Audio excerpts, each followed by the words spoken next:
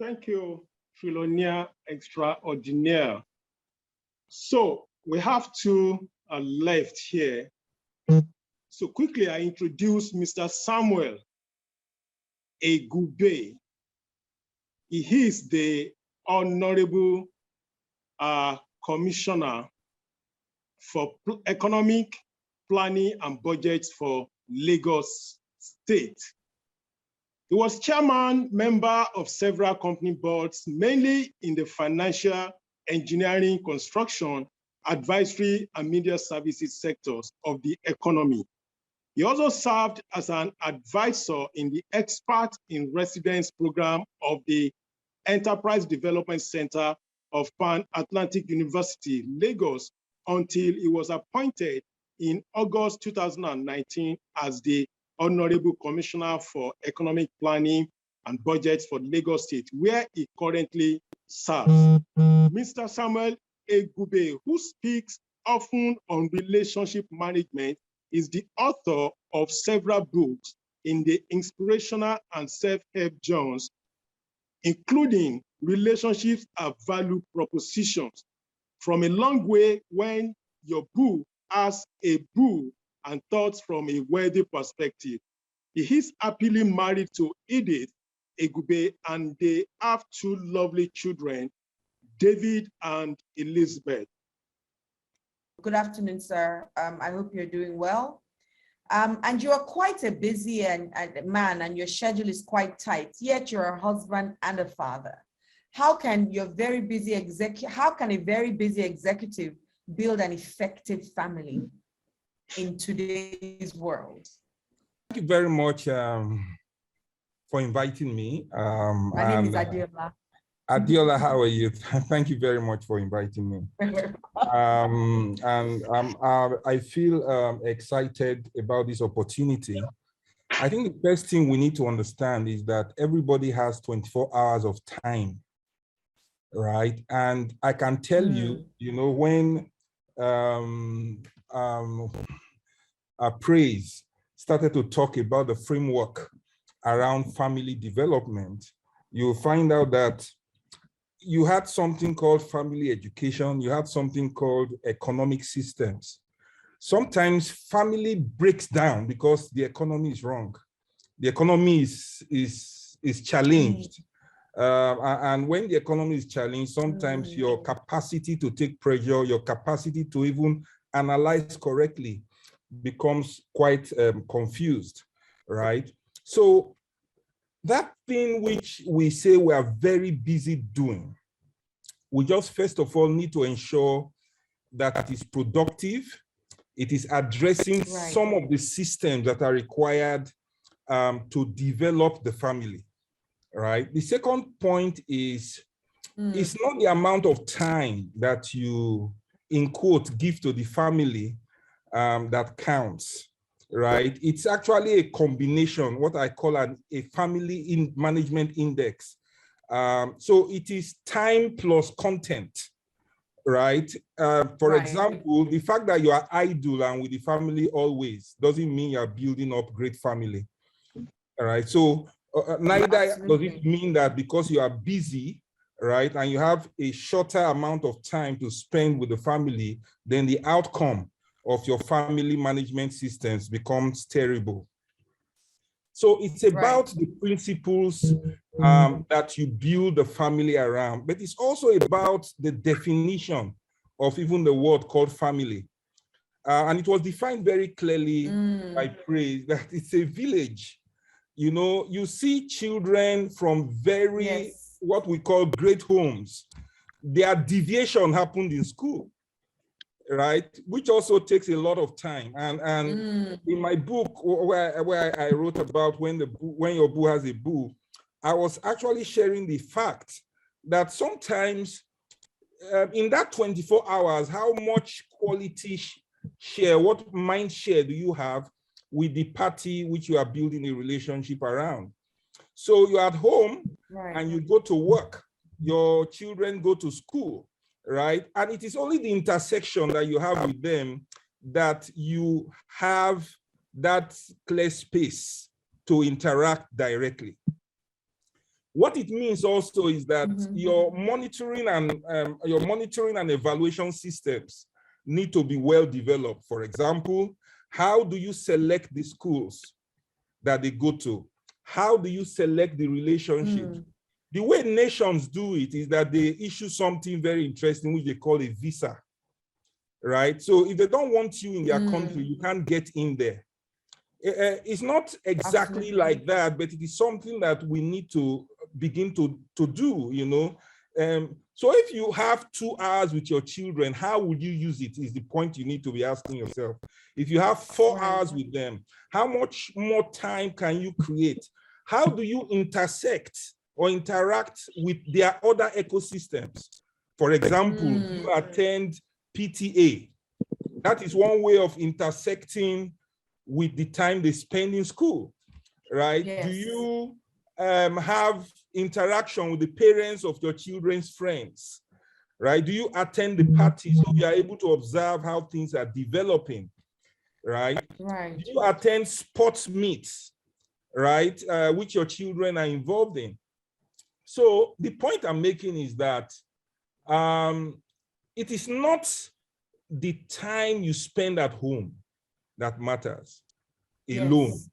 It is the kind of the content that you expose your children to. Quality. It is the quality of what you are putting into them. And that quality, mind you, includes your evaluation of their friends and evaluation of their schools, evaluations of their various interactions. And you do not interact with those evaluations just by sitting on the table and defining what is good and what is bad.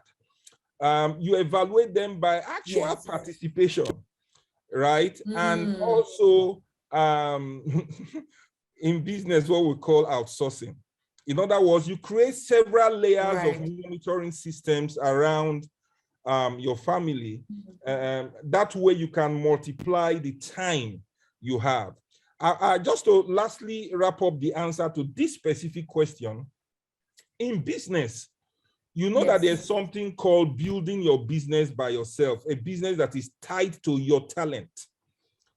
But if you want to really grow, you need to then begin to harness the talent of others as well, their ideas and other things into your business.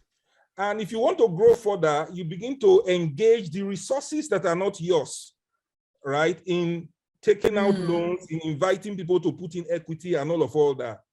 Now, but as you expand this ecosystem that supports the growth of your business, you are exposed to something called risks. And therefore, you need to begin to manage the risks that exposure brings. But you know, someone shared with us that failure is also part of development. So if the child is not exposed sometimes to some behaviors that they got exposed as a result of the management of risk, how will they know, right, better from worse?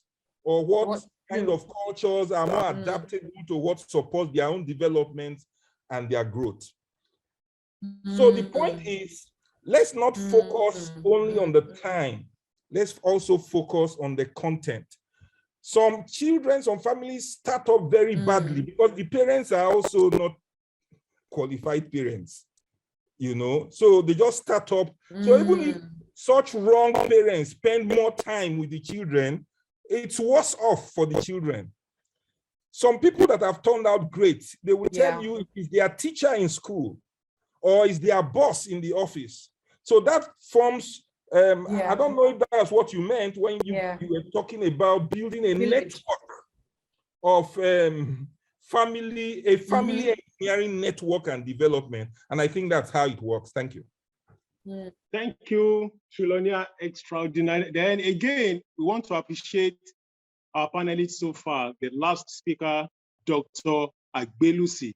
Thank you for that nugget. So my question here is for our Honorable Commissioner, Mr. Samuel EGUBE.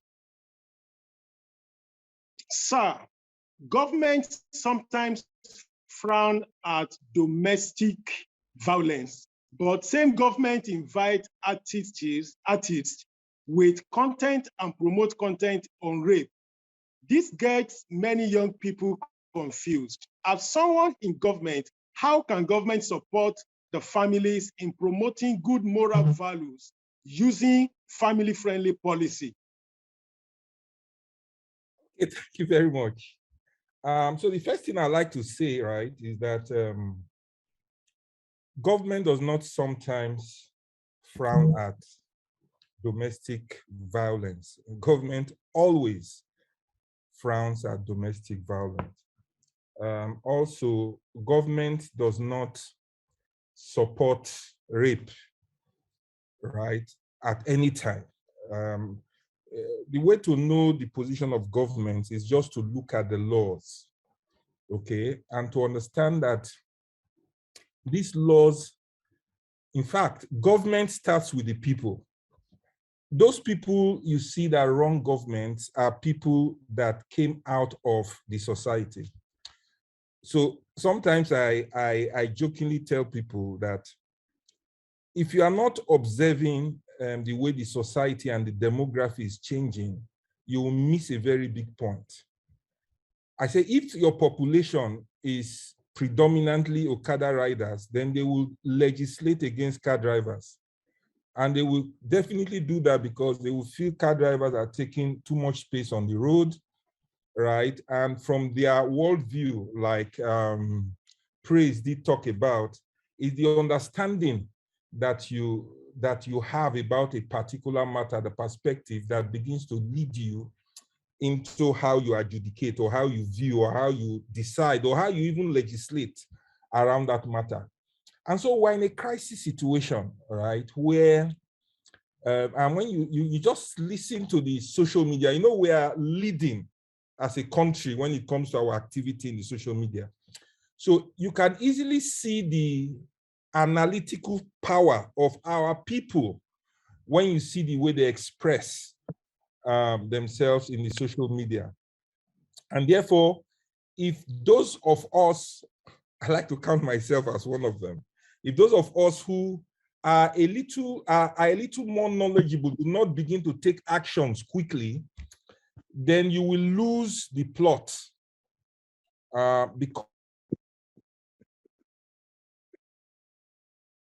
the people that will decide who will lead will be in the majority of people who do not have the cerebral capacity to even analyze the situation, not to talk of legislate in its favor. So I think the first thing we need to do as a people, all right, I always like to start from there because it's easy to talk about government, but government did not come from the moon. So the first thing I think we need to do is really to begin to participate in the political systems, right, of the country. Begin to be a party member, go and attend ward meetings, participate in elections. So let me give you some statistics. For example, in Lagos. In Lagos State, about 6-point-something million people are registered. And only about 5-point-something million of that have permanent voters card. But in the last local government election, only about 500-something thousand decided it. So it is important that we understand what is going on with the demography. Now, also, you must understand from my experience just being in government, that if you have like 100% of people, you probably will have maybe 10% of them that are diehard supporters. They will support you whether you are right or wrong.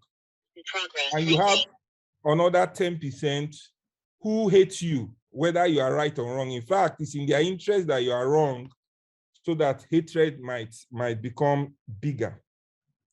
Now, but there's about 80% of people who just want things to be better. Unfortunately, that 80% are the most quiet set of people. You don't hear their voices.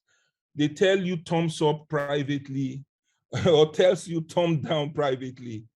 So you find out that the airwaves are dominated by critics who hate you anyway, whatever you do, or supporters who love you anyway, not And the people who are just trying to build a society, you don't find them at all on the airwaves. You don't find them. They are usually quiet, either suffering or enjoying quietly, praising or abusing you quietly. And so that, and that basket of people are part of those that ought to influence society because they are thinking rationally, they are balanced, they are not necessarily critics for no reason. They criticize you for a good reason, and they support you also for good reason. And they hold in themselves the power to actually bring change. By the way, it's not only executive participants in government that drive legislation. Private citizens in their groups, in the way they organize, also drive legislation. And I think as a people, we must begin to encourage ourselves to participate. Now, if you go to some of these ward meetings, right, they will easily hand over the leadership to you. But we don't go because even they at that level are looking for leadership. When we then talk about, you asked a question about artists and all that. Sometimes, I mean, Kabaka talked about it. You need to separate the artist, right, from the music. And in that music, maybe you need to then begin to say, how does that music enter the society? Now, that music enters the society because of the economic power. And the economic power is driven by the people. The people are demanding for it. So it is, if the people don't like those kind of music, then those kind of music will not be the ones that are produced. The piper will not play those kind of music because the reason why he plays those music is so that people can dance to it. If you keep cracking a joke that nobody laughs at, then you will change the tune of your joke. So sometimes there is this dilemma as you deal with a society like Nigeria, a broad society like Nigeria. I was talking in church, you know, and I was sharing with them that if people are prostitutes and they are confused in life, where really should they go to? And I was telling them they should be able to come to church for rehabilitation and for help and for support. But when they come to church, they won't be coming dressed up like you and I. They will be dressed up like the business they are used to. And so sometimes we need to interact with the humanity of people. We need to interact with their understanding. We need to interact with them in the schools, in the religious houses, in their workplaces, and of course, even in their families as well. We need to have conferences like this. And these conferences should not just be conversations alone. They should be policy articulation conferences that we can push through various houses of assembly.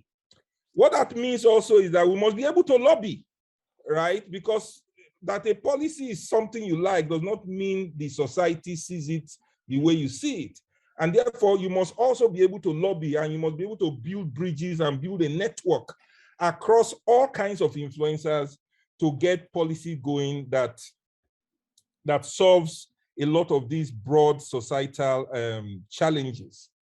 I also think that, so government typically has different kind of rules. So when you look at government, so let's take Lagos, for example, you see that we are beginning to bring out rules around occupancy, how you occupy uncompleted buildings.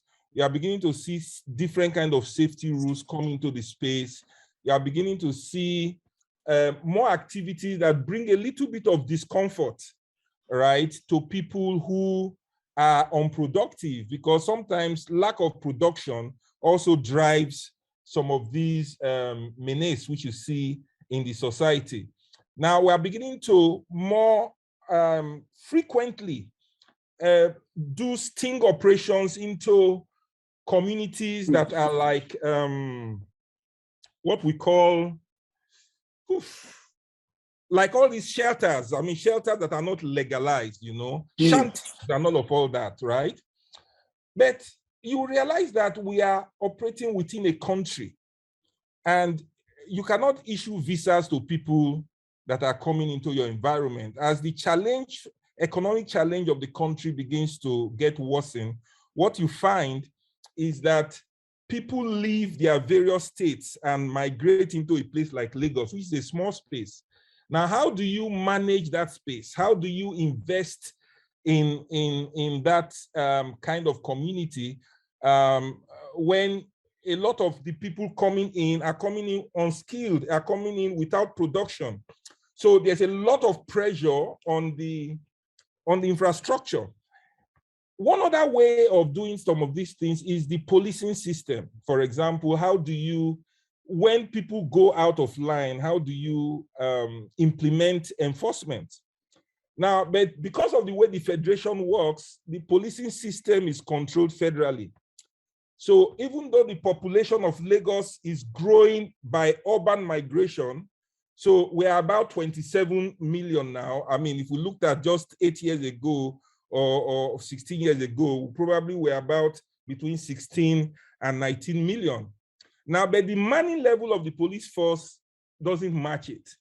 And the state is not at liberty, like other states, to recruit and enlarge that force.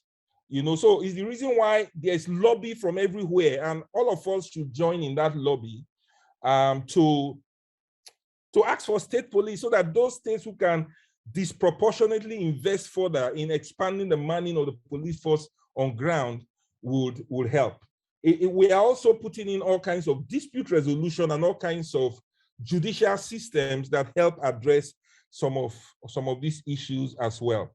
To wrap up the issue as to what should government do, there's a lot of education that must continue to go on.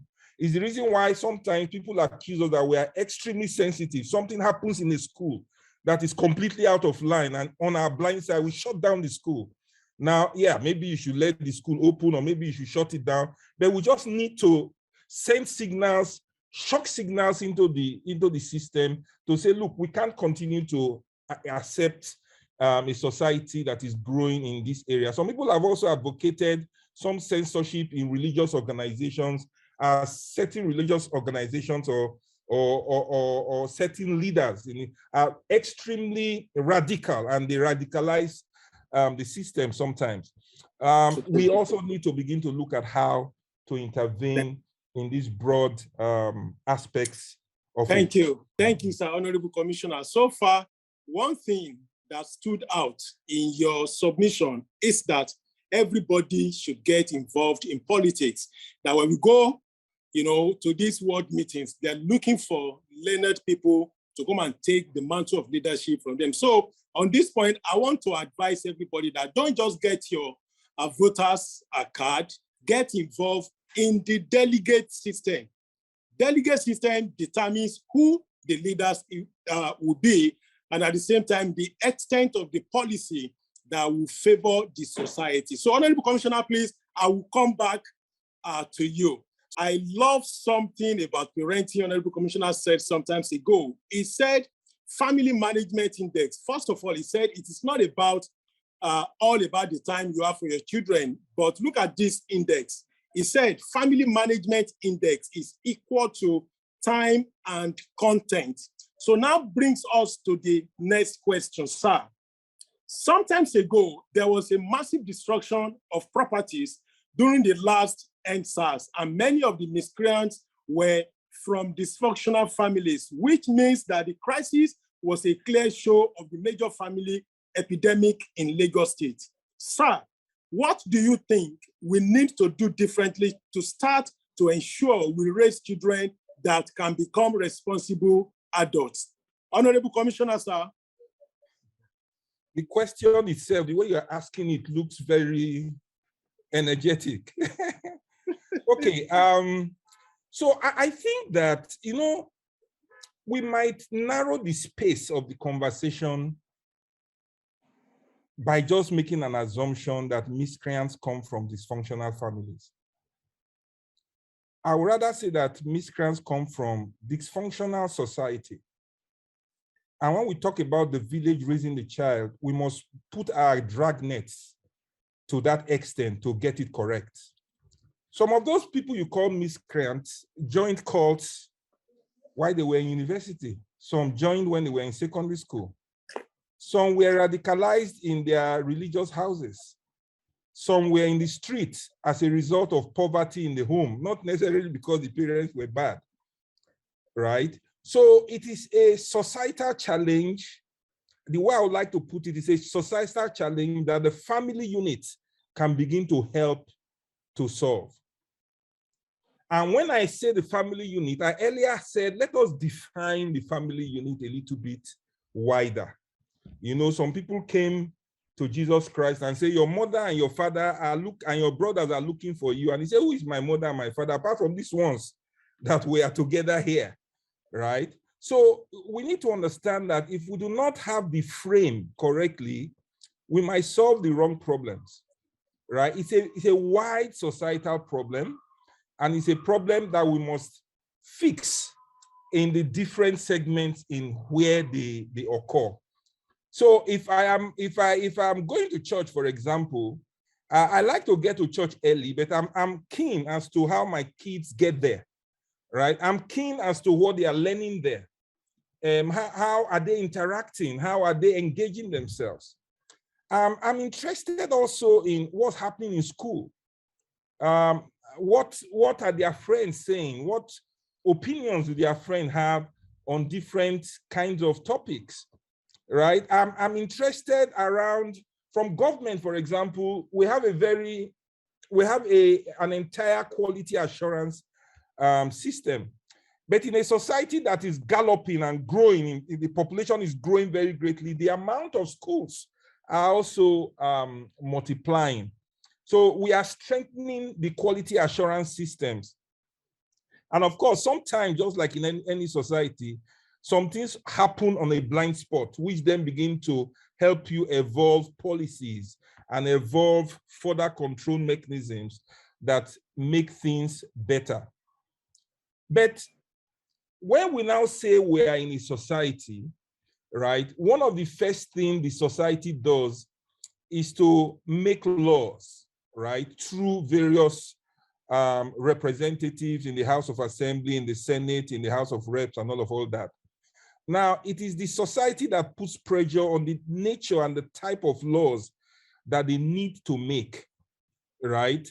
Sometimes they might push it through the executive arm, but the way the democratic system works is that even the society can sponsor bills and make adjustments to existing bills to allow this evolve. The problem is that we are only primarily interested in elections, and then we give up on our responsibility on the governance side, right? I remember the governor of Lagos saying during the campaign that we must come to that point where we accept that governance goes, or the power of the people goes beyond the ballot box, right? When someone wins an election, don't just say it's over. It's up to the person to do the right thing or to do the wrong thing, right? You can even restrain an executive arm by pushing a bill through the legislative arm.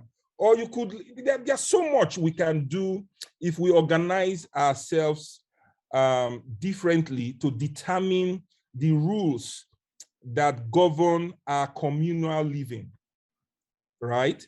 Yes, and those channels really do exist, and those channels also should be activated by the citizens. Conferences like this, and in the various groups, I know it's not just one group that is here, in the various groups that we are not as powerless as we think when it has to do with governance. And I can tell you the truth that there is no politician, no matter how powerful he thinks he is, that is not concerned as to what the people think when they act together.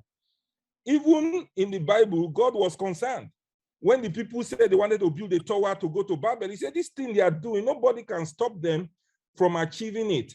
So I think that when it comes to miscreants, yes, they are part of a society. They are also part of families. And some of them don't know that family position where they were born into. They don't know their father. They don't know their mother. Sometimes they are being created also by wars and when you have wars and challenges in trouble spots, for example, in the north or in any part of the country, when a place is unstable, right, you begin to create IDP camps. Sometimes the IDP camps are terrible, in the way they administer. So people move into society. People are looking for empowerment, and sometimes people live where they are and come into Lagos or into any city, for that matter, where they feel they can find one.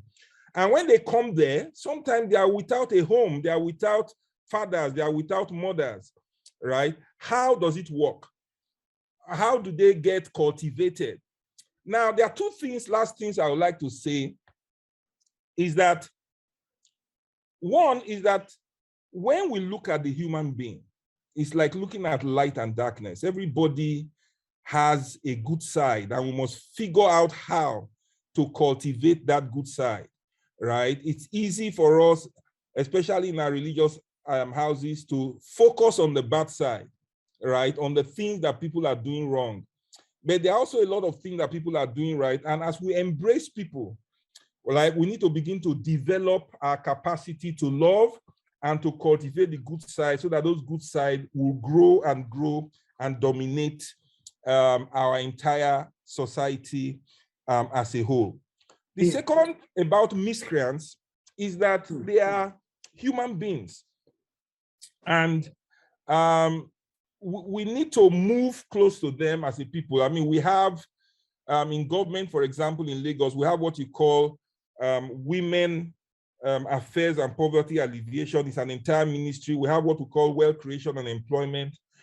We have youths also, and they run several programs. The Women Affairs, they have about 21 positions delivering skills to people and empowering them.